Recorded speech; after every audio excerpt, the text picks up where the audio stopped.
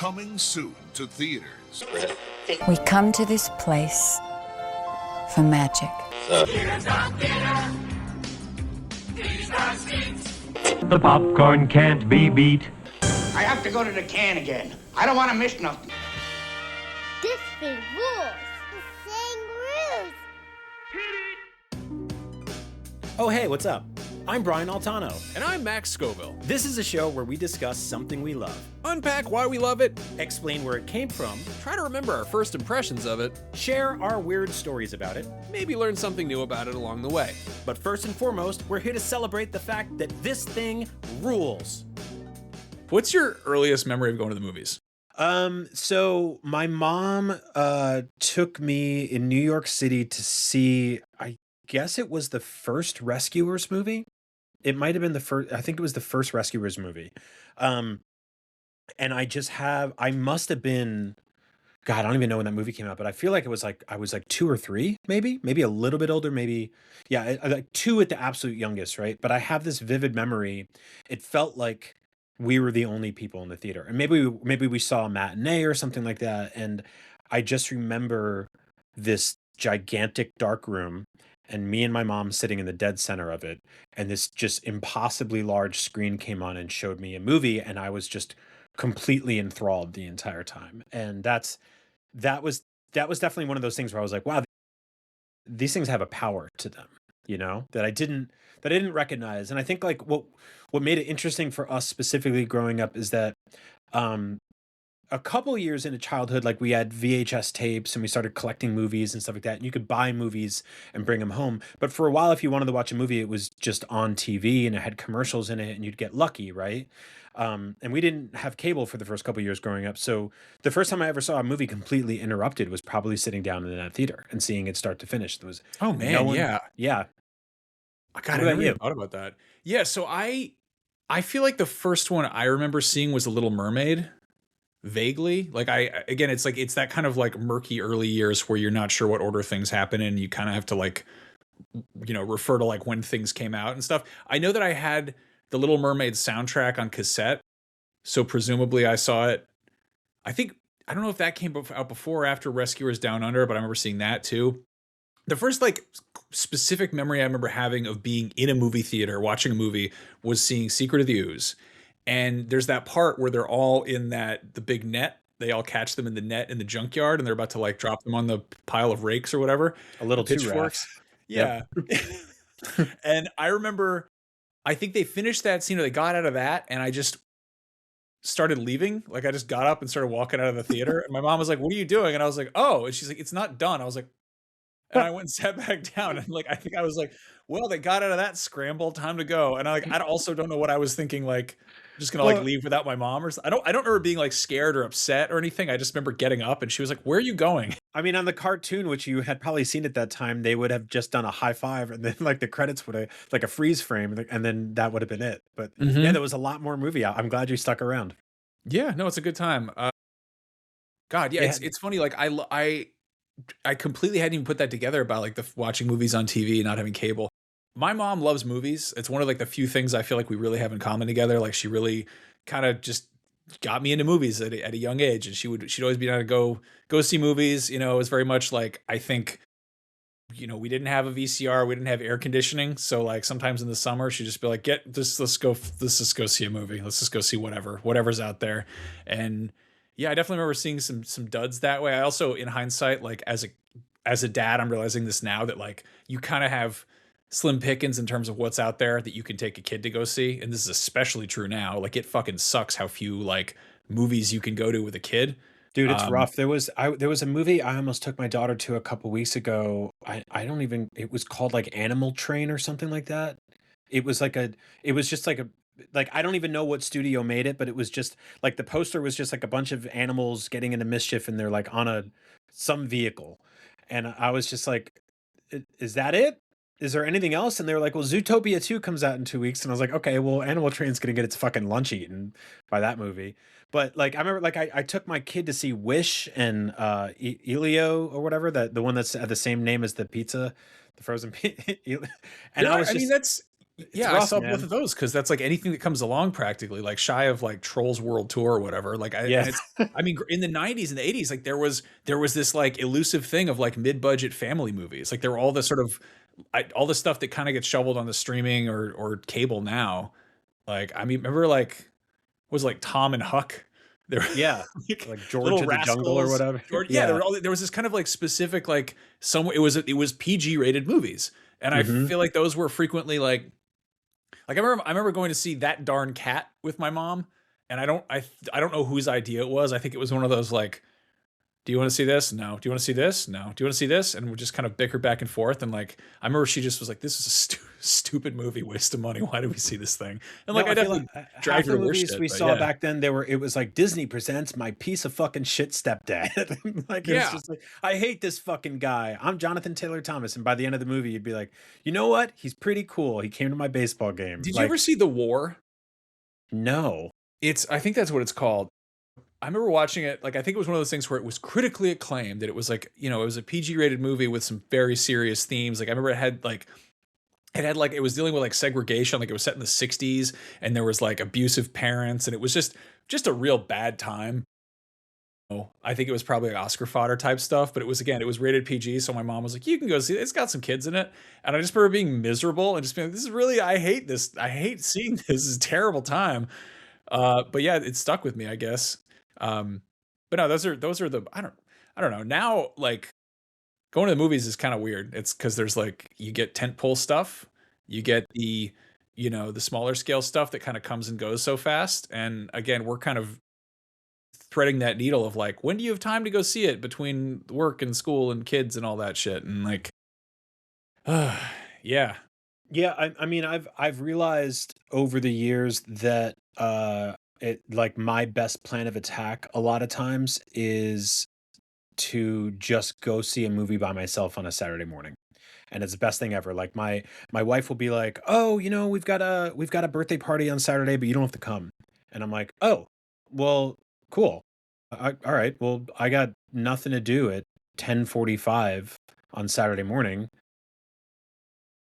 Take the bus to the theater and I'll sit down and I'll watch a matinee and I'll walk out and I'll meet you guys for lunch." And they're like, awesome. And if it's a movie my wife's really into, I'll wait. And if not, I'll watch it with her 2.5 weeks later when it's on streaming. But a lot of times it's like, it's just this very cathartic thing. And I'm also realizing like, oh, this is the only time I'm ever like really alone where I'm not like at my house, you know?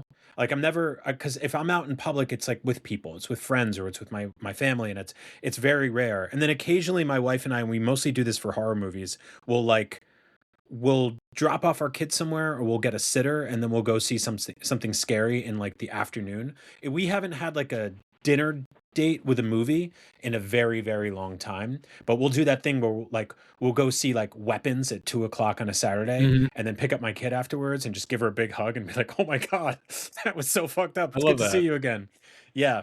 Um, and I'm choosier now because I feel like the issue is that, like, and this is the issue with everybody, every single exit poll of or before you even enter poll of movie theater is like, it's too expensive now, and like I have to. It's been too expensive since we were kids. I remember it being like $12 for a ticket. What is this? And like, Well, I remember specifically, it was the movie Congo was the first time I ever got charged for a PG-13 ticket, and I remember my dad back then, PG tickets were $5. And if you wanted to get into a PG-13 movie, they charged you as an adult for some odd reason, which I think was 7 or 8. And so my dad gave me, or I earned $10 doing chores and shit, and he dropped me off at the theater. And I walked in and I was like, one ticket for Congo, and thinking I would have $5 for the concession stand, right? And back then that could get you like fucking like goobers and a small Jesus popcorn, right? Christ. Yeah. Yeah, it's crazy. And they were like, that'll be 750, and I had like $2 or 250 for the concession stand. And I was like, man, this is crazy. But now, like, basically every ticket you buy has to be through Fandango or through the theater specifically. And they have these like weird surcharges now. And I was just griping about this to a friend a couple days ago because it's like Fandango added this thing where there's like a $3 surcharge on every ticket, right? It's basically micro dosing Ticketmaster shit. But they said, we created this problem, but we also created a solution, which is a subscription subscription service where you can pay monthly to not do that. And then I'm constantly doing that push and pull of like, do I go enough times to justify it, or do I just pay the $3 and So we and did eat that for a shit? second where I forget what the deal was. I think we had like we lined up enough weeks that my daughter was with my in-laws, like they were watching her, and so like we got the whatever it's called, movie pass or the A plus premium rewards bullshit, and it was basically like trying to min max going to see movies, and it was cool because like I feel like having that obligate or feeling that feel like, oh, I'm paying for this thing, I should use it, which is oddly kind of inverse to all the streaming services we have that we don't watch shit on or we just kind of forget Right. about, and it's like I don't know, it was like I'm like, oh, if we see 2 movies a month, it'll be worth it. It'll be totally worth the price of admission, I guess. And literally, and we managed to do that. And then we were like, oh, there's no good movies coming out in whatever the next month was. And so we canceled it. And what they do is after you cancel it, you can't renew it for like another 6 months. What? Yeah, so that's the thing is you can't basically just do it month by month. You can't just be like, oh, I don't want to have it for this month. If you cancel it, then there's like a cool down period basically. They Which want to is lock you in. Yeah. exactly, yeah. Which is it's a profit deal. But no, I don't know. Like it is a drag that movie theaters have gotten so expensive, and it's like it's always the concession stands have always been expensive. But it's like I feel like there was a point where I mean the term matinee. Or the term, I guess the term Nickelodeon was like, you know, you'd pay a nickel and go see a movie. But like matinee was, it used to be, it was like multiple movies. And it was like a, you know, give the kids $1 or a nickel or a quarter, or whatever the fuck it was back then, and send them in there. And it would be like a double feature with Right. cartoons and shorts in the middle there. And it was like, yeah, because there wasn't any other place to stick kids in front of a screen to shut them the fuck up. Like that was what parents used to do before iPads. They were just like, go in this room with other screaming children and just sort it out. And yeah. Yeah, no one can hurt you in there. No, Yeah. it's weird because I have a sort of complicated relationship with movie theaters. I think we all do coming out of the pandemic because there was I think many of us and I know I was one of them at one point during the pandemic was basically like, "Oh, I'm never going to a movie theater again." Because during that time we were like, this is a death trap. This is like, you know, it's a tomb full of disease and piss, and there's loud people. And at the exact same time, I think there was a rise in sort of obnoxious theater culture. And like, I remember even pre-pandemic going into a theater and like this guy just pulled out a laptop in the middle of the movie, and we were like, yo, put that fucking thing away. And, you know, there's people dumping shit over the seats and stuff like that. There's a lot of factors working against it, right? But then I think we were what, like towards the tail end of the second wave, Omicron 2 or Electric Boogaloo or whatever, and I got a matinee ticket for Green Knight, and I went, and it was just me and one other person in the corner of the room, and they had a mask on, and they were like, and I was like, I want to die. But I remember like just sitting there, and I had like a backpack with like a couple of snacks, and I got a small popcorn, and I was pulling down my mask and taking little nibbles, and I had like a big tall strong, like one of those 9.5% IPAs. Oh yeah.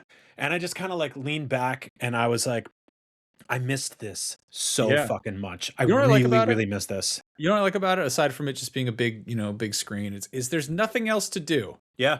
The whole point Yeah. of not taking your phone out is there's nothing else to do. The point is you watch the fucking movie. You don't have any other shit distracting you. It's the best. It's, I don't know. Like I love that it is one of the rare instances in the 21st century where you have a singular focus. There's something honestly vaguely zen about it, except you're watching a movie, you're trying to just focus on that. And it's like, I don't know, sure you can pull your phone out, or you can fuck off and go to the lobby, get snacks, go to the bathroom or whatever. I don't know what to try to feel up your date, or like there's all sorts of other stuff you could do in a movie theater, but like ultimately it has the advantage over watching stuff at home, where like at home I'm like inevitably, unless I deliberately put it somewhere else, I'm gonna like pull out my phone and fuck with it, or I'm gonna Or you're be gonna like, get a knock at the door, or somebody's gonna drop a dish, or Yeah. your dog's gonna bark, or there's gonna be a, you know, honking outside. There's all this shit. there's always this dude, my dog is without fail, the second we are like 5 minutes into a movie, he's like runs out the fucking door and starts trying to fight a possum or something, and I'm just like, dude, give me a break.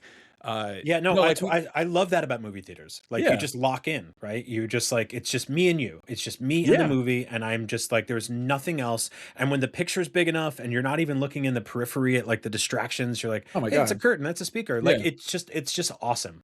I think like I don't know, I just reviewed Avatar 3 and I was really hot on it and I loved it, and I think part of the reason for that is because it is such a pure fucking cinematic movie, and like I love that, for all of his complete insanity, I love that James Cameron is like, here's a reason to go to a goddamn movie theater. Like here is something that is not replicable on a small screen. Like it is a you put some stupid glasses on your face and you are flying around on pterodactyls in space. It is Well, a it was full-blown spectacle. I was texting you from the theater, not in the movie, but before I got in there. Like my kid and I got there. I took her. She got very into Avatar in the last 6 months, which is hilarious.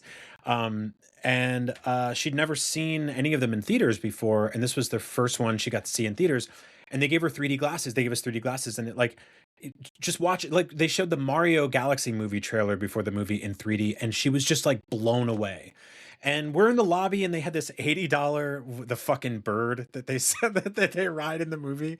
The big Yeah, yeah. pterodactyl. They're selling that, and it fits like a small popcorn in it. But I was just like, and there's like plushies, and there's special cups with like the characters on them, and I'm like, like this is somewhere between like a Happy Meal and a book fair.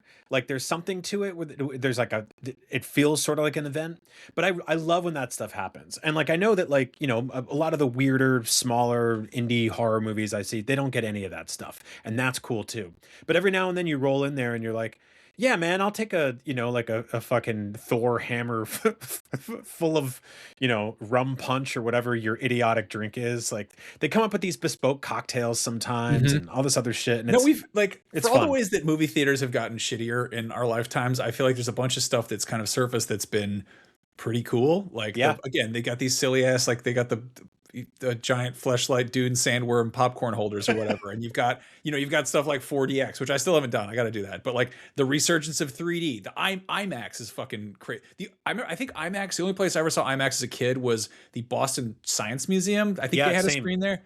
And I Same. remember I had this babysitter who took me to go see a movie there, and then the opening thing, they're just showing all these shots of random stuff in IMAX, and there's a part where this like Cape Cod fisherman just picks up a lobster out of a lobster trap and holds it towards the screen. And I think I was like, I gotta get the fuck out of here. Like, I don't know, we got a refund. I fucking hope. And yeah, it was just, that was a bit much then, but like now I'm like, fuck No, yeah, give me that. until like the dedicated IMAX screens came out, I think that was it for me too. It was like planetariums and shit. I were, mean, it like, was the a only way science, yeah, it was a yeah, science experiment. science museums were the only place you could really see something that big. Yeah. No, it's really special to me now because it's something like my kid is really into, and I try to take her to every movie she wants to see, or at least most of them, because it's expensive, right? And then it's funny because you can tell when they're into a movie because they're just locked in, and then there's other times you're like, when I took her to see Wish, it was like, oh, she was crawling around on the seat, It's and I look it's around the dude, kids will tell you it is without such a saying good a barometer, word, yeah. yeah, that when they don't like a movie, it's very funny. But I truly love the experience, and like during the pandemic, I got into making like movie theater popcorn at home, and I've gotten really damn close, but still, like when you go to a theater and you get a small or Yeah. medium popcorn or whatever, and that they go, would you like butter? And you go, just a little bit. I say that every time, and the guy goes, all right, we only have this. It's like an on or off thing here. Like it's either no or we just fucking douse this thing. And I'm like, well, I know, but it helps my self conscious if my conscious if I can just go, no, just a little bit, and I see the stone teenager just pour buckets on there. It's so good. Like It's so good. I've gotten it down to a science at home. I got one of those like collapsible projection screens and a film projector, and fucking, you can hook anything up to it. And I got this thing called a whirly pop, which is like this authentic way to make popcorn. It's basically like what's that the shaking one? Jiffy Pop? Jiffy Pop. It's like that, but like in its own, it's a big like sort of aluminum thing you put on your stovetop, and it comes out fucking awesome. Like I think I've made this thing like 50 times, and it's never. I think maybe like two kernels have gone unpopped in its history. And you do that, you get a little bit of you get the Amish popcorn on Amazon. I don't know why those guys haven't figured out, but they got to figure it out. And I don't Someday know they'll how get they're to go selling see the shit. movies too. Yeah. I think yeah. Like, how did they? A lot of questions there. I don't even know how they're selling it on Amazon. Obviously, maybe it's like a fireman they're friends with that they get to do everything for them. Come over, turn on my stove, and sell my popcorn. Shout out to the Amish, I guess. They're not Okay, so listening. no, you get the Amish popcorn, you get butter flavored coconut oil, and you get this stuff called Flavacol. And Flavacol is the oldest looking product I own that's still new. It looks like some shit from Ren and Stimpy. Like it actually, like the box art's basically straight out of like, let's all go to the Oh my movies. God, I Like, love that and stuff. you open it up, it is this fucking neon orange powder. Nothing about it is good for you. There's not a single redeeming factor to it, right? Like you just look at it and you're like, there's chemicals and salt and paint, like, but you take, you take a half a cup of these Amish kernels and you add a little bit of the butter coconut, like maybe like a tablespoon and a half, and a teaspoon of the Flavacol. You put it in the whirly pop on medium, and you fucking twist that thing until it doesn't let you move it anymore. And then you take it off the stove and you put it in the big bowl, and you have movie theater popcorn at home. And so if there's another pandemic, fingers crossed there isn't. Go to your house probably. Yeah, or like I just gave you the recipe at home. But it's not as good as sitting down in a movie theater with like a big thing of popcorn, and they give you those boxes. And I don't know. Do you have a go-to movie candy? Probably Sour Patch Kids. Sour Patch Kids are so I good. like Sour Patch Kids. I have the one of the fondest movie theater snack memories I have is going to see The Mask in 1995 and trying Mamba for the first time. That like weird exotic starburst. Oh yeah. What the fuck is Mamba? Like it's sort of like what's that Japanese candy? It's like high five or Haichu? Haichu, yeah. Yeah. It's kind of like that. It's sort of like a tropical haichu. It's somewhere between, it's between like a Starburst and a Now and Later, but like I remember just seeing it and being like, it was like a rare drop where I was like, I've never seen this candy before. And here we are at the movies. I'm going to try this candy and having a great time. And also, I don't know, seeing The Mask was fun. It was a good time. But like, yeah, I don't know. I do, popcorn, and I like a hot dog. I love hot dogs at the movies. I remember was really seeing, into pretzel bites for a while. Pretzel Those bites were are good. fun. I remember seeing D3, the Mighty Ducks 3, and getting popcorn and nachos, and then eating the nachos, then putting the popcorn in the nacho cheese, which is good time there. Oh, that's fucking awesome. Yeah, no, it's awesome. That's a treat. But no rules against that. God, yeah. What's your favorite movie going experience? Not movie, but movie going experience. Do you have one? Man, I'm trying to think. So I saw well, I mean, I will say one of my favorites ever was going to see Deadpool 2 with you and our wives, and we snuck in like so much alcohol. I think it was the first Deadpool. Was that the first Deadpool? Yeah. We snuck in like I want to say it was like a handle of vodka or something insane. If anyone from AMC Theaters is listening, we're kidding. It's a joke. It's a goof. This is parody. Actually, I don't think that theater is still there. It was the one in the mall at the Metreon. Oh yeah. Yeah, that one's gone. Yeah, no, I think we went to Target, and they don't have like little things there, so we were like, let's just buy a fucking handle.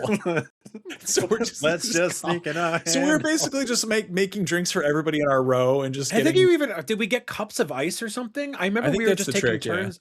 Yeah, we were just taking turns bartending and shit. We got like limes, and you had like a pocket knife. Yeah.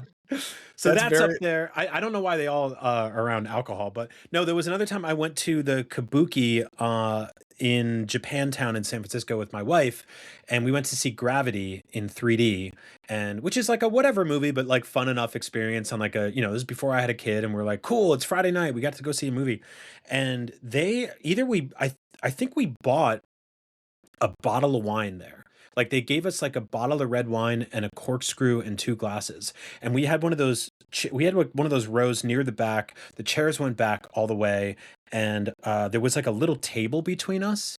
And we just had our feet up and we were just sitting there like, and I was just like, more wine, my love? And she was like, yeah, sure. And I remember just being like, this movie is like totally fine. I'll never watch it again. But like in that moment, I was like, this is so goddamn fun. That and of course, like you mentioned Secret of the Ooze. When that came out, I was in like 2nd or 3rd grade, and there was like a birthday party every week for, I swear, it felt like I saw that movie like 7 times in theaters. And every single time it was the same birthday party. It was like, we'll go to get pizza, we'll go see Secret of the Ooze, or we'll go see Secret of the Ooze, we'll go get pizza. And we always went to the same 2 or 3 pizza joints. And I think everybody was like, I guess this is how boys do birthday parties in second grade. So everybody just kept doing it over and over, and none of us got sick of it. And then they took that movie out of theaters, and we had, we had to go see like Man of the House or whatever the fuck it was. But yeah, that's just a few. What about you? Man 3. So that Spider-Man summer. Oh yeah. Yeah. So that summer, I think I had like a part-time, I guess I was like, I think I just finished high school and I had a job or two and was just had enough like money to kind of fuck around and do fun stuff. And I think I was like maybe in college or between high school and college or something. But I just went to basically every midnight screening. Like there was, I mean, that was the same, was it the same one as like X-Men 3? And I forget what came out. Yeah, but I remember going to that one and we were all excited because we're like, holy shit, they're finally gonna do Venom. And we get there, and like the theater owner comes out beforehand, and it's like a packed theater. It's like everyone, and it's like it's Sonoma. It's like a small town. So like I know pretty much 90% of the people in there, and we're all friends. It's all people I went to high school with, the people I hang out with, whatever. And before the show, like the theater owner said, everyone, just we're excited about Spider-Man, but we're here to have a good time. Remember, no talking. Everyone be respectful. Just a heads up, Venom really sucks in this movie. Before we get started, just we're going to do a little bit of a trivia contest to see if anybody wants to win some passes to go see a movie. Who was the first artist to draw Spider? And before he even finished it, I was like, Steve Ditko, and he was like, that's correct. And everyone's like, fucking Max. Of course it was Max. And I was like, hell yeah. And then like the movie started, and collectively about 5 minutes in, I think everyone was just like, oh, this sucks. And so it just became this like this big collective riff tracks. Like we were just all just cracking jokes and just shouting, and it was I one of had those things the where exact same thing happen with that same exact movie in New Jersey. That's crazy. Great. Nobody was mad about it. Like I think everyone was, anybody who was mad about it was just like they're like, fuck it, I don't care, or I'm overruled, I suppose. And it was just, I don't know, it was a really fun time. And again, terrible movie. Firstly, flip side, I want to say it was the same summer, maybe the year after. I went to go see Step Brothers, and I was with my girlfriend at the time and another friend of ours, and it was the first time sneaking drinks into a movie. And we're like, we're 21 or whatever, so we're like, yeah, let's do Jack and Cokes or whatever. And so I have like this like flask of whiskey, and we get like a Coke from the concession stand, and we're like, tee, we're gonna put this in here, it's gonna be funny. And right before we sit down, my girlfriend turns around and she realizes that her ex's mom is right behind us. And she's like, oh, hey, Mrs. blah, blah, blah. It's so good to see you.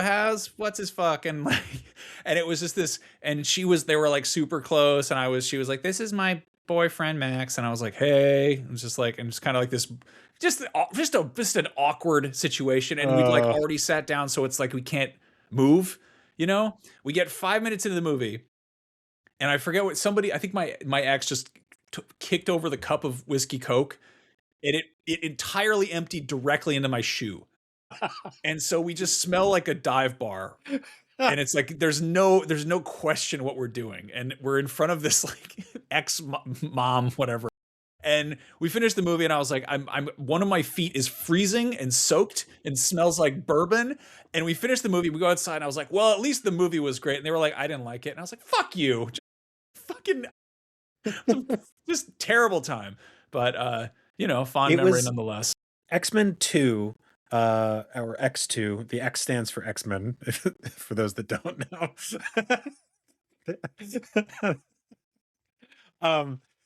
I was living in New York City, and me and my roommate got tickets, and we got 40 ounces first, which we snuck in a back. I don't know why. I was like, what's the biggest, stupidest thing I could sneak into a movie theater? And it was like 4 40s. And if you've never you just sound like a milk truck walking in there. Seriously, yeah. And you look like the Rocketeer, like. And so we get in there, and this predates when you could book fucking your own tickets, right? And like your own seats and all that. So we just show up and we're like, 2 tickets to X2, please. And they're like, all right, like, I mean, the movie's already going, so good luck. And we go in there, and it's just completely fucking packed. Like to the point where I'm like, who did you even sell tickets for? Like, there's no seats in here. And so I look in the corner of this theater. There's these steps that leading up to the exit door. It's like 3 steps, and there's like a little handrail next to him. And I go, "Yeah, let's fucking post up there like we're on our stoop." And he's like, "All right." So we just go sit up in the corner and we just break open the 40s, and we're sitting there. And I'm like, I got my ass on the bottom step and my elbow on the top step, and my back is kind of leaned in the middle, and it was like the most comfortable I've ever been watching a movie in a theater, because I'm just like leaning back. I got my head against the wall in the corner of the room, and we get about halfway through the movie. I'm like 40 ounce down already, and this like dude comes over with like a little flashlight, and he's like, "Hey man, you guys can't sit here." And I was like, "We're it's good though. It's fine. Don't worry about it." And he's like, "No, no, it's like it's my job to tell you that you can't be here. Like if there's a fire or something, like." And I was like, hold on, man, just watch out. Like Wolverine's fighting someone right now." And he's like you guys, I'm gonna kick you out if you don't find seats. And I was like, "There's no seats out there. Like you go look yourself. You're not gonna find 2 seats together." And he's like, "Well, I might not be able to put you guys together, but I'll find 2 seats." And I was like, "That kind of sucks." And he was like, "Well, there's 1 seat in like the second row all the way to the right, and there's another one in the seventh row, like all the way to the left." And I was like, "We're leaving." And he goes, "Okay." And I walked out in the middle of X2. So there was like 2 weeks where I'd only seen the first half of X2, which Called again, X2 X-Men United, not X2 X-Men sitting on opposite sides of the theater from each other. it was more like X one half for us. And so yeah, I drank 140, and so did my friend, and we watched half of X2. And like a week later, we went back like on a Saturday morning, or a couple weeks later, we went back and then saw the whole film and drank the whole 40s. But yeah, it was just really fun, because I was like, "Man, we're getting away with this. We're getting away with this," until we were not getting away with that. I don't think I can't remember if I've ever left a movie. I don't know if I have. I think I've always been like, nope, it's my sunken cost. I'm really just going to tough it out. I remember sitting down to watch The Wolverine, and like, it was me and my wife and some friends were all hanging out. And I think it was at one of those, like, might have been Kabuki theaters, like one of the sort of like vaguely bougie kind of like artsy fartsy cinemas, whatever. And this couple comes in right next to us, and I'm kind of like, wow, you guys look awfully like you subscribe to the New Yorker to be watching this film. And they get about 10 minutes in and they just get up and leave. And I was like, I wonder if they're going to get snacks. And they just never came back. And I was like, in hindsight, they were correct in their choice to leave that film. I've never gotten kicked out of a movie, but I did get scolded, or like I got sort of in trouble. I went to go see this. Oh God, this sucked. I went to go see episode 1. And it was the weekend it came out. I didn't get to go see like opening day or midnight showing. I was too young for that or whatever. And it was kind of like a bummer, but I went to go see it some fucking showing with my friend Matt, and we both had our like toy lightsabers. We go into the theater and there's like, I don't know, 7 people in there. Like, it was not a packed show for it being like a, I think it was one of those things where they just put it in so many theaters that you could just get a seat wherever. And I remember like, the Lucasfilm logo popped up and the 20th Century Fox, and it goes, bang, the opening crawl starts, and I just took out my lightsaber and like waved it in the air, and some dude just materialized and was like, "I'm gonna take that," and he just like he just took my lightsaber. And I was just like, I like waved it briefly, like, "Yay, Star Wars!" Yeah, yeah. Dude, when I saw episode 1 on, I don't know why I said like I was.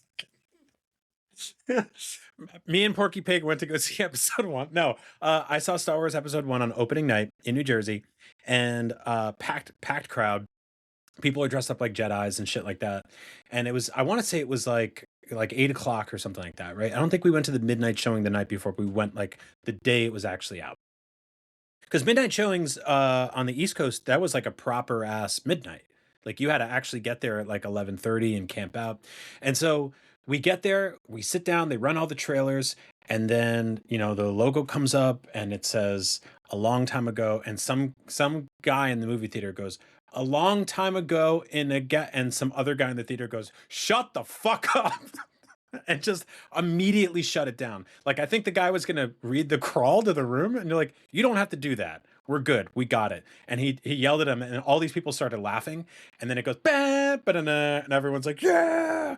and screaming and cheering. And then the movie is what it is, which is, it's grown on me in various departments. But that was a very wonderful opening night situation there. God, I missed that. There's so many movies that are fucking whatever that I saw opening night that I had a Mhm. blast seeing, you know? Uh, I saw that movie Friendship. It was one of my favorite movies of last year. Um, and I saw it on a Saturday morning with like 4 other people in the theater, and I was crying laughing, and no one else was. And then 4 days later, I was in LA, and some coworkers are like, they were sick of hearing me talk about it, and they're like, "Do you want to go see it again tonight?" And I was like, "Sure." And we went to I think it was like the Century City one, and it was completely packed, completely sold out, and like everyone was Gen Z. Like we were like the oldest people in the theater, and they were fucking in stitches, and like they were just like crying, laughing, and it took a movie that I already loved and transformed it into this like communal thing, which is not necessarily something I usually look for in a movie, but in a comedy or in like a big ass, like awesome action movie where like, oh shit type shit happens. It completely elevates it. It absolutely does. Like I'm a true believer of that. no, I in the same way that there's like, you know, spectacle films that really benefit from being on a massive screen and a huge surround sound thing.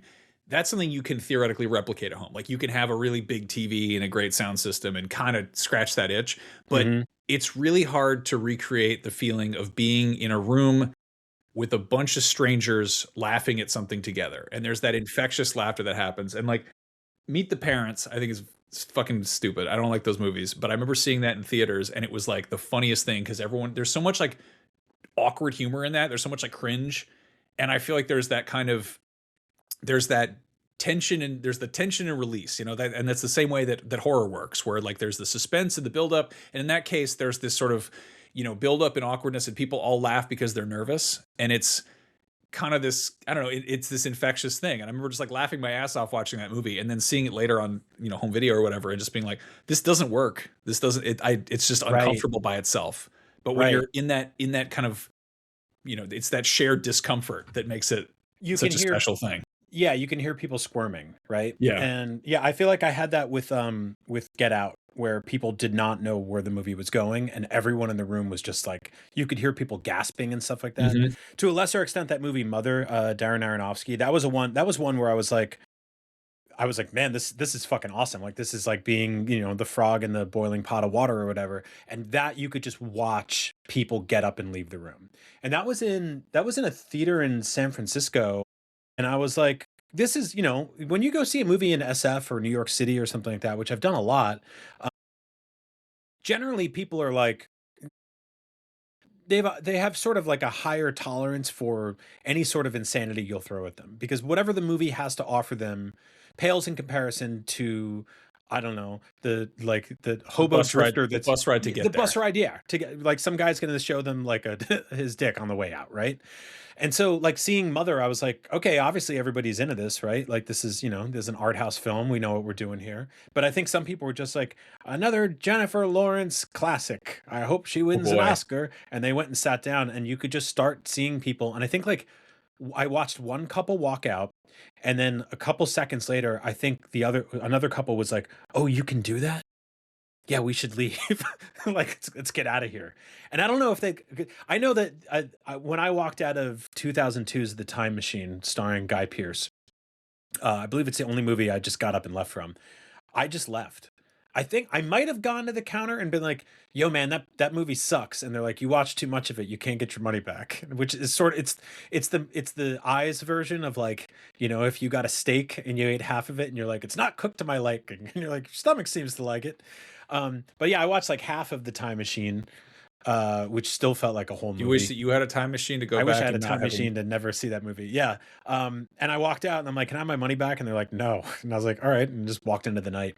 Um, but yeah, it's always funny when people leave a movie because you're like, what did you think you were getting? Like, especially what now because there's so much information out there, you know? what movie do you wish you had seen in theaters, like in history? Um, Let me think. This is a tough one. Um, this sucks because like more of the Indiana Joneses, my kids really into those, and I had 3 tickets to see Temple of Doom the other day and forgot, which I've never Man. done that in my life. Like I was like, all right, guys, 12:30, we'll go downtown, we'll get lunch, and then we're gonna go see motherfucking Indiana Jones and the Temple of Doom, and I wish took that was the name of the movie. I wish it was called motherfucking Motherfucking Indiana Jones. Indiana Jones and that goddamn Last Crusade. Motherfucking no, we went Indiana. that shit fucking Raiders of the Lost Ark. No, we went to see Last Crusade last year, and I was like, why? That was the only Indiana Jones movie I'd ever seen in theaters before. Because when I was a kid, I was playing with my friend Jeff, and my parents came over and they're like, "Hey guys, we have a surprise." We just called Jeff's parents. They said it's okay. We're gonna take you guys to see the brand new Indiana Jones movie today. And I was like, yeah, amazing. And to this day, that was the only Indiana Jones movie I ever saw in theaters. And then last year we saw it again, or for the first time for my kid. And my favorite's always been Temple of Doom, in the same way Return of the Jedi has been my favorite, even though I know Raiders is better, Empire is better. I get it. I like the dumb ones a little bit more. And so we had Some tickets. people like fun more than quality. It's fair. Yeah. What I can don't you say that judgingly. I agree. Temple of Doom's fucking awesome. And so yeah, that's one of the ones I had wish I had seen. And obviously I've seen the original. I saw the original Star Wars movies in theaters when they did the special editions. Oh, that was a very special time. Just imagine being one of the people in line in 1977. That's right? I feel like seeing Star Wars on the big screen before, like when it first came out, would be completely mind blowing. The two that come to mind for me are Alien and The Exorcist. Yeah, where like it was almost like a epidemic where they were like, people are throwing up in the people are crying. It's making people nuts. Yeah. I remember reading that, like, I think it was, I can't remember if it was The Exorcist or The Conjuring, but it was like when it showed in the I think it was in the Philippines, they had like a priest go in and like sanctify the theater first. And like, there's people just like seeing things they'd never seen before, just freaking the fuck out. And like, I don't know. It's also, if you go back and watch trailers for older stuff, like they didn't show anything. No, you didn't, there was no instance where you're like trying to read the newspaper and they show you part of the movie in the middle of the page, and that's what you have now, where you go online and they just roll trailers wherever you're looking. Before Christmas this year, on I think it was on Reddit, the original teaser might have even been a trailer for Home Alone 2, Lost in New York, went viral. It started kicking around again. And like, you probably haven't seen it in 30 years, but I will describe it and you'll remember it. It's an aerial shot of New York City in broad daylight. And it's sort of like a helicopter shot, and it's panning around the city, and they're playing "Start Spreading the News," and it circles in around the Statue of Liberty. And there's, the movie voice guy is just like, just when you thought you could never do the fucking thing you could do before, it's back, right? And then you just see the Statue of Liberty go from a statue to like, and it's very subtle, to this animated thing with both hands go on the face, and she goes, ah, and it like zooms into her mouth, and then it cuts to a shot of Kevin, and he's like, are you done, or are you thirsty for more? And they're like, Home Alone 2, Lost in New York. And you're like, that showed me a half a second of the movie, and I am fucking in. I will do anything I can to see that movie. My other movie that I wish I could have seen in theaters without anything else is Terminator 2, obviously. Yeah. Best movie of all time. Because the trailer for that movie, the teaser for that movie, it's just an original short film by Stan Winston, which just shows a bunch of Terminators on an assembly line, and you're like, Terminator 2, it must be like Aliens. They just add more of them. It's going to be a bunch of Arnolds instead of one Arnold, and they don't show shit. And it's complete. It's like literally nothing from the movie. They just made an entirely new video to show you. And it's like, I don't know. I can't imagine seeing that twist without knowing what's coming. I actually got to watch. I watched Terminator 2 with a friend of mine who grew up fairly unplugged and offline or whatever, and she did not know the twist. Shit. I mean, the twist, if you haven't seen Terminator 2, I'm sorry, but I would have hoped you have by now. Arnold's the good guy. He's the good Terminator. But the way that whole movie builds up is you don't see that coming. You do not know that. And there's a moment where she just went, oh shit. And we watched like Terminator with her. And it was so cool watching her just like, oh, and I was like, yes. And like, she didn't see it coming. It was fucking glorious. It was so great to just kind of like live vicariously through that. But, no, that's one of them. Did you ever see the banned Spider-Man trailer from pre 9/11? Yes.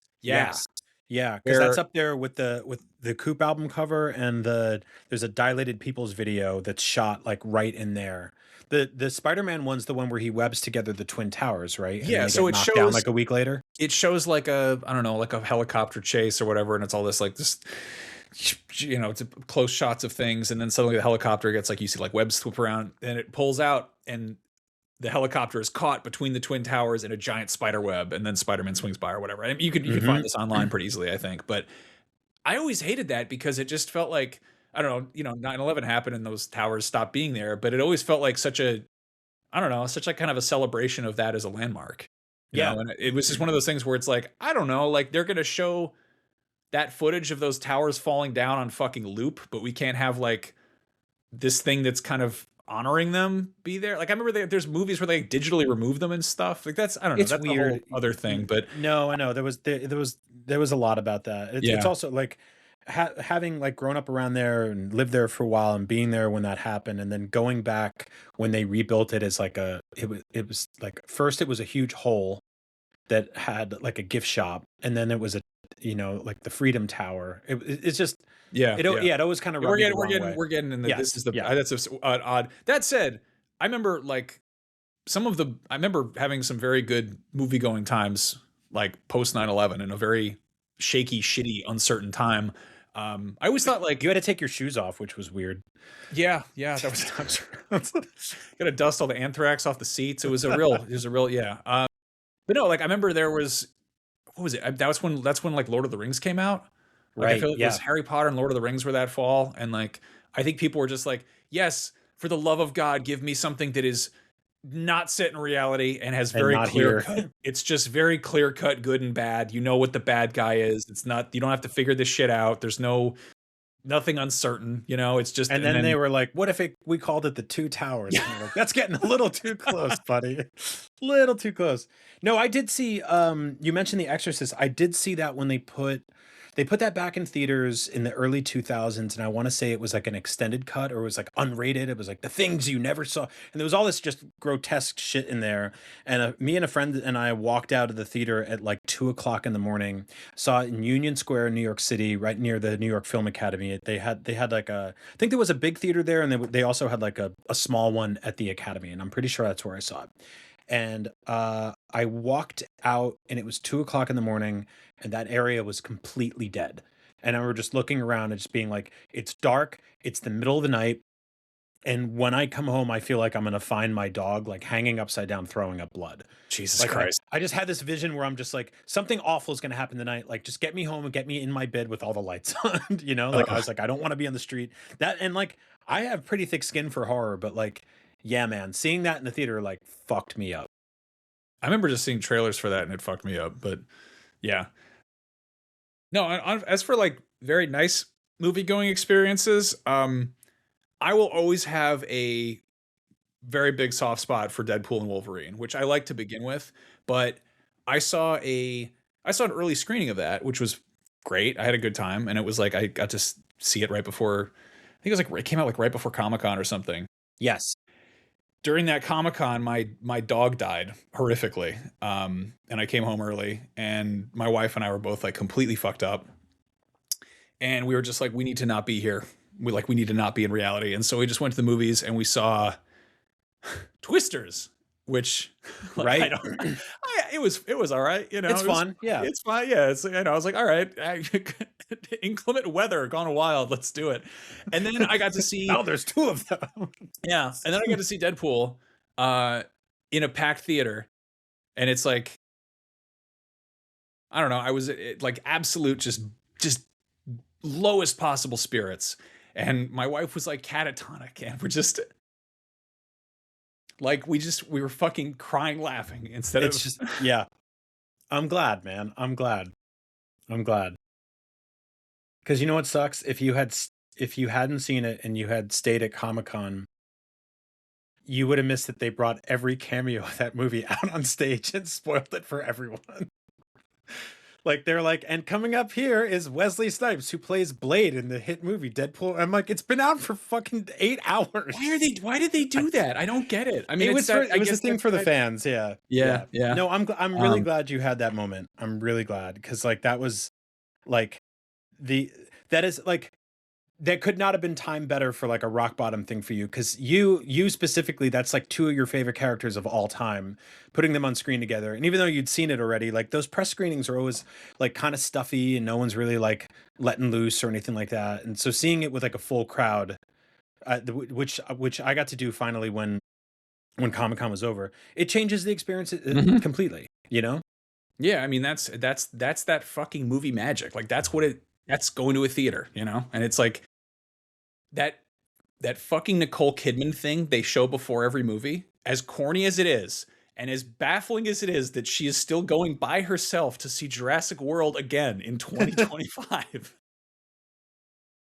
That, you know, that schmaltzy ass like monologue she does to sell you on going to AMC theaters when you have already paid money to sit in AMC theaters. I feel like it's got a point. It does raise a valid point. It is a fucking magical time going to the movie theaters.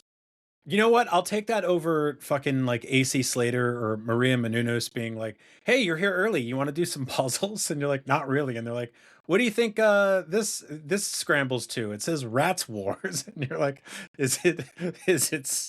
let me guess. It's snakes on a plane." And they're like, listen, "Nope, you're Brian, wrong." it's not just a movie, it's a newbie.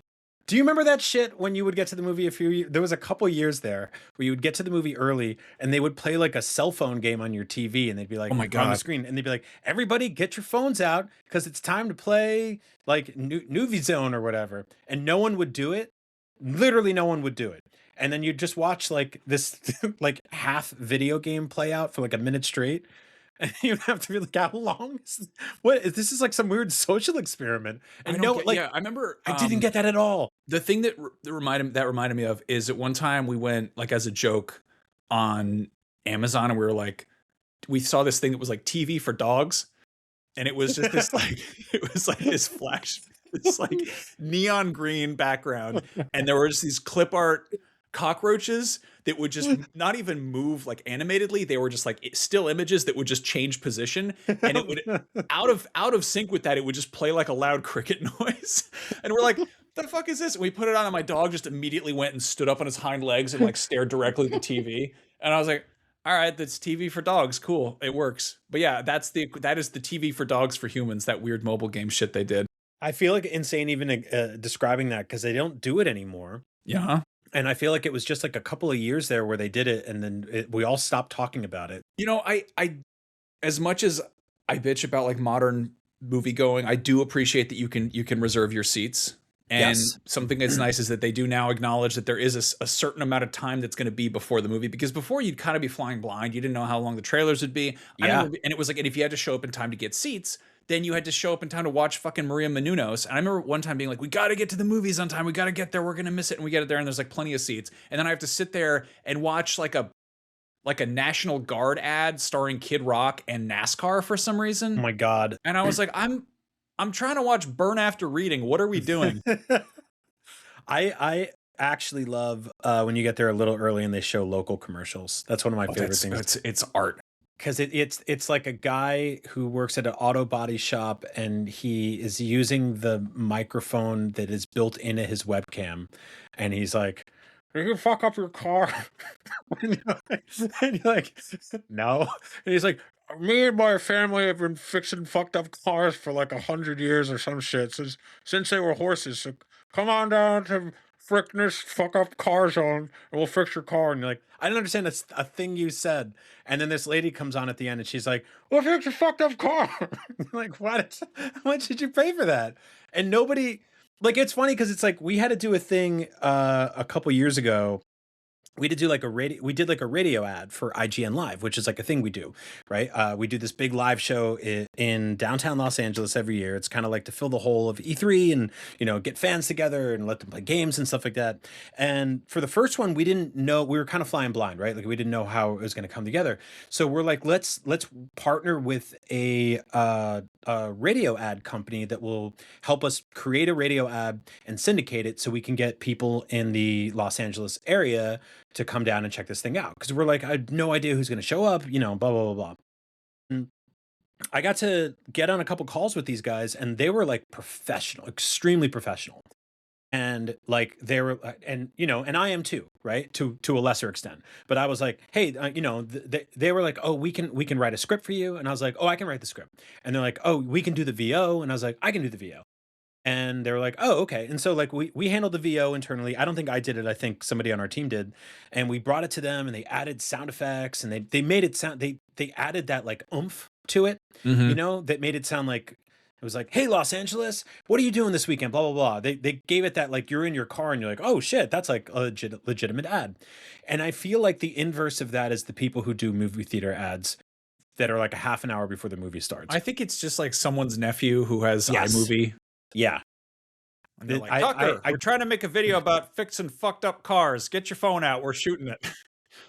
Dude, I remember the last time I saw one of those. I think it's been a cool minute. It was up in your neck of the woods, but it was we saw, I think we saw Brave. That's how long ago it was. And one of the commercials, all I remember about it is that it somehow involved like a miniature horse.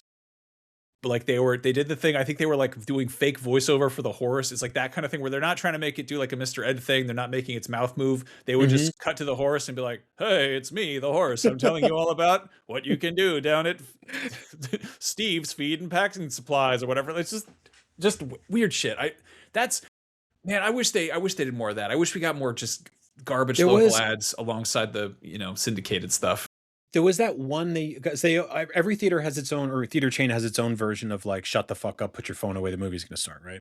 But there was that one they used to show, and I feel like it was when I lived in SF, I was seeing movies constantly because we would see like early screenings and we'd get free tickets through work and stuff like that. And I would just, I lived within walking distance of like 5 theaters. They closed most of them down, but you would get, I think it might have been AMC. They had this ad where it was like the sound wave, right? Where you could like see this like timeline of like sounds, and it was like a black screen with like a blue, I think something like blue and white, like and you'd hear somebody talking and they'd be like, here's a, and then someone else would be like, "Bring, bring," and then you would hear, "Wah, wah," and then someone else would go, "Ah," and you're like, okay, I understand, like you should silence your phone and you should you shouldn't bring your baby, but I think that lady died. Like, I think that lady was actually like someone got stabbed. Like, they had all these stock sounds of things you shouldn't do before the movie. And I feel like screaming is an acceptable one because that's a sound of an emergency. That Yeah, means or it's a something, scary movie, whichever.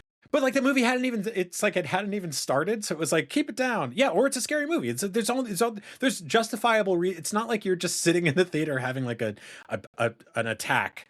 Like you're having this schizophrenic breakdown watching Wally or whatever. Do you remember is that gonna be us one day? Do you remember the Sesame Street one that they used to show in the 90s? Yes. All the Sesame That was Street, awesome. it was great. They'd all come out, they'd all start saying, Elmo would like step on Bert's shoes or whatever, and they'd all start singing about popcorn. And I remember going to see Beavis and Butthead Do America, and I was like, I don't know, 10 or something. I was like, I younger than loved seeing that movie in theaters. everyone in there was just like rowdy teenagers, like the backwards hat, the baggy pants, and someone probably was doing marijuana before they went in there. Oh, naughty boys. And the movie started, and that PSA came on, and all the Sesame Street guys are telling us not to talk, and everyone just starts booing. It was just such a fucking Beavis and Butthead moment to just be booing Elmo for telling you not to talk during the movie. Which, admittedly, it's a movie based on a show about dudes who talk over stuff on a screen in front of them. So, fair. Yes. Know your audience. We just rewatched Gremlins 2, and I do love that movie has that part in it where they're watching a movie, and the Hulk Hogan has to come out, and the Gremlins eat the film or whatever. You know like what's any hard sort is of like explaining that to a 4-year-old who is watching it at home on the TV and has, yeah. Also, the part insane. Where they're filming the Dracula guy's bit, and then it does the thing where it's like a movie within a movie, and it pulls out, and I'm like, why do they do like science experiments, and also they shoot like Dracula shows in that building? I don't know what they're doing in that building. Yeah. I love that they're also like, hey, you shouldn't have any houseplants on your desk, and you're like, really? Is that the biggest problem with this building? You guys have a fucking laboratory upstairs, and you film like an alcoholic cooking show. And that's a great movie. I've been like, I don't know. Watching movies with my kid is like the best. It's like It really one is. of my. It's like a top 3 thing about parenthood that I'm really just enjoying the shit out. The first thing my kid saw was Teenage Mutant Ninja Turtles: Mutant Mayhem. Fuck yeah. And I'm so proud of her because at no point in the middle of the movie did she just think it was over and try to leave, which means that she's better at going to the movies than I am. Though at one point I leaned over and I was like, "Do you like it?" And she leans in and she points at the screen and she goes, "It's a movie." And she was right. It sure was. She's right. Yeah. Well, I think she probably realized that she had not reached acceptable levels of mutants and/or mayhem. And for you were like, I think I figured out the secret of the ooze. It's time to leave. And your mom was They like, kind of blow the whole secret wide open pretty early on in pretty that, early. You know? Yeah. I learned what I needed to know. Dandelions. Fucking guy that holds up the big dandelions. He's like, dandelions. I always thought that'd be a really good Halloween costume. Just get like a regular science lab coat thing and then just carry around the big dandelion and be like, look at this. It's the ooze. I've always wanted to be, for Halloween, a guy who has to explain his Halloween costume constantly. That's the people we hang out with. They would get it. Yes, they would get it. Speaking of which, that movie's back in theaters this year. I think they're doing a. Wait, is it the first one or the second one? Yeah, that's right. Because they put the first one back in theaters last year, right? Yeah, they did it for like the 25th anniversary or whatever, and then it did well enough that they were like, I guess we'll do it with The Secret of the Ooze. And I don't know, like the first one, without a question, better movie. It's definitely a Raiders of the Lost Ark. Second one, definitely a Temple of Doom, and I'm gonna be there. I want to see them, the Toka and the Razor, the Vanilla Ice, all up there on the big screen, yelling, babies. Anyway, I'm gonna go see a movie this weekend. Yeah, I think I will too. I might go see Marty Supreme. Me too. I want to go see Marty Supreme. Yeah, I want to see that, and I don't have really a panic attack because of Josh Safdie's directorial prowess. I want to throw up because of ping pong.